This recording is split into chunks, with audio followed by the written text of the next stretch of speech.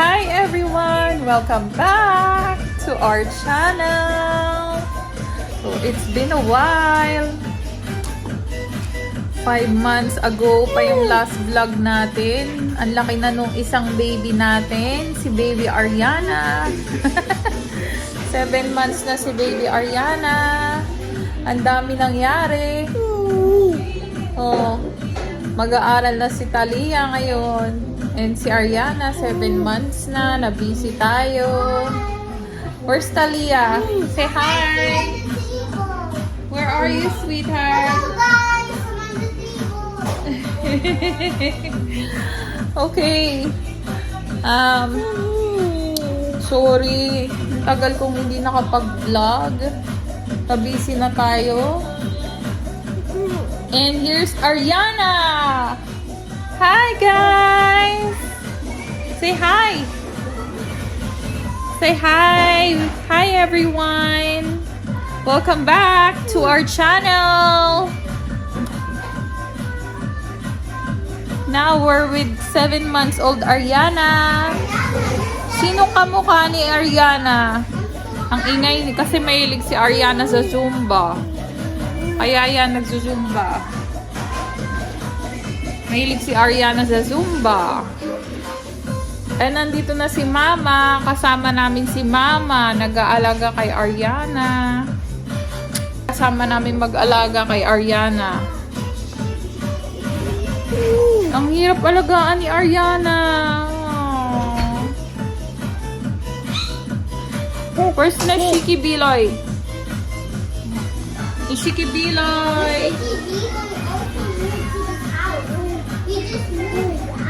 Yeah, we just moved back. Right? We moved back here in California. Bumalik tayo. Who's that? Ayun si Mahal. Ang taba niya. Hi! Ganda naman ang pagpapakilala mo sa akin. Pareho kaming tumaba, hindi lang naman siya. Ilan na ano neto? Dami nangyari, hindi ko alam kung kaya ko yung ikwento sa isang video lang. Bumalik kami dito sa California. Recently, just this month lang. So akala namin, at least na-try namin yung low cost of living. Pero ayun nga, sobrang dami nangyari. Akala ko hindi na ako magbe-bedside nurse. Tapos sinubukan ko mag-travel nurse doon. So kaya ko pa palang bumalik sa bedside. Kaya yun yung major reason kung bakit kami bumalik dito. Kasi gusto kong magkaroon ng extra or second job ulit. Pwede din naman doon. Kaya lang parang mas practical na bumalik kami dito. Kasi familiar na rin naman kami sa mga gastos. Tapos parang maganda yung one big beautiful bill. Parang magbe-benefit tayo doon kasi mahilig tayo mag-overtime. Pero hindi ko pa naman siya naiintindihan ng sobra-sobra. What's that? Oh no. Mommy will just drink water.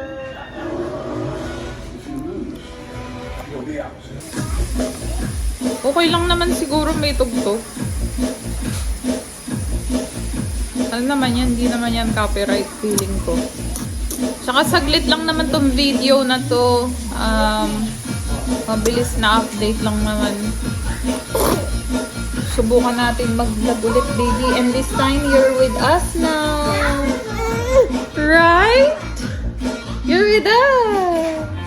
Before it's just mommy, daddy, and Tally. And now you're here and mama too. Mama is over there. Say hi, Mama. Hi. Hi, followers ni Ariana and Kali. Kita ka ba sa video? Oh. Hi, hello. Oh.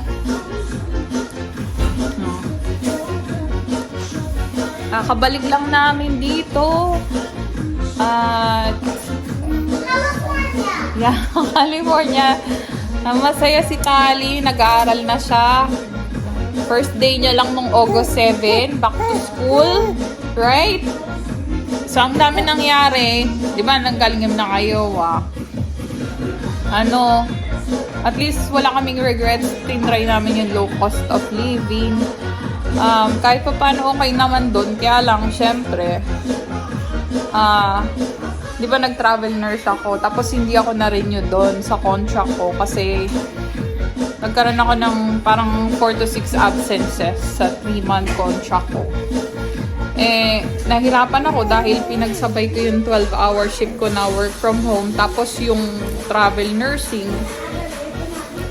Nangyari, isang araw lang yung day off ko. Tapos may time na straight ako, 12 hours shift, night shift. Tapos pag uwi ko, diretso work from home na 12 hours.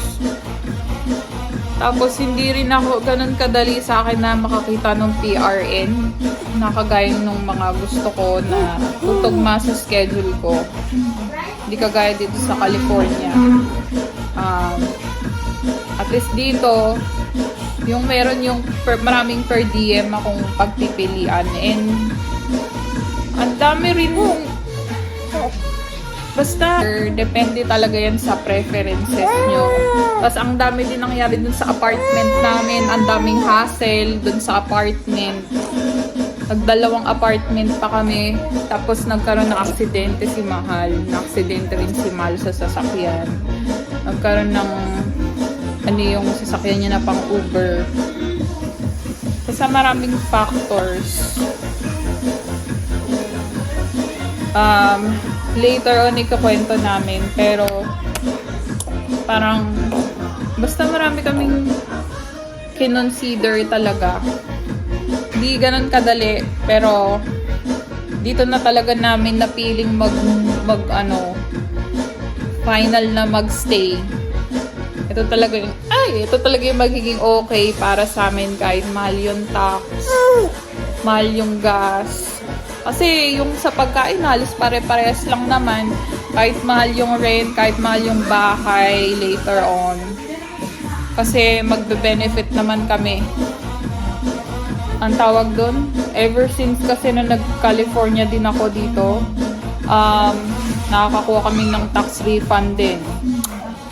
Palagi, ever since nag-California kami, kaya bumalik na rin kami dito. Basta, makakwento ko kung ano yung mga kinonsider namin na factor. Okay naman sana doon, kaya lang, syempre, yung sa weather, tapos, nagkaroon kami ng mga inconvenient sa apartment. Ang dami namin mga naging inconvenient. Kasi iba-iba naman yung sitwasyon ng tao, iba-iba naman yung preferences. Tapos, ayun nga, nagkaroon ng accident si Mahal.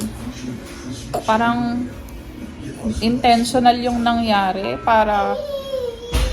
basta parang intentional yung nangyari.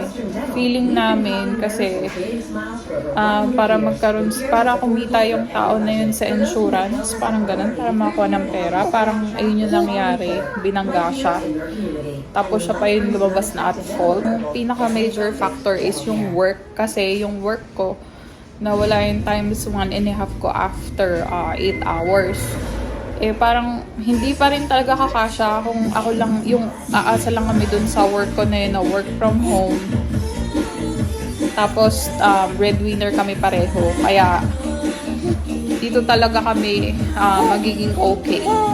Tapos, naranasan na namin yung life dito dati. Akala ko lang talaga, hindi na ako babalik sa bedside. Kaya, nag-decide kami na umalis, which is, dapat pag-isipan na talaga namin maigi pag nag-decide kami. Hindi na dapat kami padalos-dalos. Dapat pag-isipan na namin ng 10 times. Pero hindi naman kami nagsisisi kasi at least naging okay naging okay si Ariana. Pero ayun nga, ang dami ding problema. Nung pinanganak ko siya, nagkaroon siya ng sa heart. Ang dami rin pinagdaanan ni Ariana, pero later ko na lang yun i-share. At least medyo okay na si Ariana ngayon. So, later ko na lang i-share yun. So, thank you so much. Na-miss namin kayong lahat. Try ulit natin mag-vlog kahit paminsan-minsan. Kahit mahirap. Dahil sobrang kulit nito para tong uod. Si Ariana, ang kulit nito as in. Ayun lang. Pero mas... Tsaka nung after birth, nagkaroon ako ng mga challenges. Para ako na-stress ng sobra. Grabe yung pinagdaanan mo kasi syempre, mag-iba yung katawan mo. Tapos tumaba ka, kagaya ng dati, ang laki ng tiyan mo, meron kang mga stretch marks, ganyan. Tapos nagkakaroon kayo ng challenges sa family. Tapos basta iba-iba. Tapos nagkaroon ako ng mga thoughts of self-harm, ganyan. Totoo pala yun. Naranasan ko siya. Tapos wala akong pinagsasabihan. Tapos pag tinatanong ko dun sa follow-up check-up ko, lagi kong sinasagot yung mga alam kong dapat na isagot na appropriate. Hindi ko ina-acknowledge na meron na pala akong parang anxiety, mga stress, depression. Hindi ko ina-acknowledge. Tapos later on, nag-ano na siya. Tapos nagpa-schedule ako ng ng consult sa psychologist. Basta yung sa company kasi merong EAP, Employee Assistance eh. Merong parang magpapakonsulta ka sa counselor or parang psychologist, ganon. Nagpa-schedule ako pero naging okay ako eh after a few weeks. Kaya hindi siya natuloy. Nawala yung hindi magandang experience ko. Ayan na, nagwawala na si baby Ariana. Oh, you say bye na. Bye everyone. Until next time. Talia, where are you? Can they see you in the video? Come here.